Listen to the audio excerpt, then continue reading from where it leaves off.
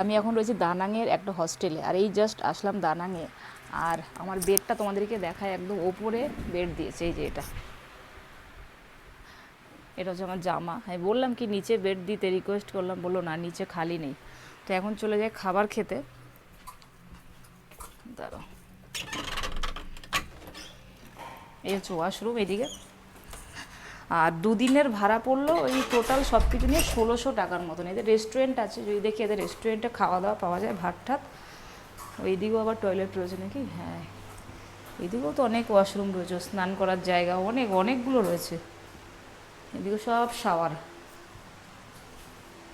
ঠিকই আছে, দুদিনে আবার কি দেবে। আচ্ছা লিফটটা কোথায়? লিফটটা হচ্ছে এইদিকে লিফটটা। এই হচ্ছে লিফট। আমি ওপরেই যাই, এদের ওপরে রয়েছে রেস্টুরেন্ট। যদি দেখি খাবার দাবার না পাই, তাহলে বাইরে গিয়ে রাস্তায় অনেক হোটেল আছে।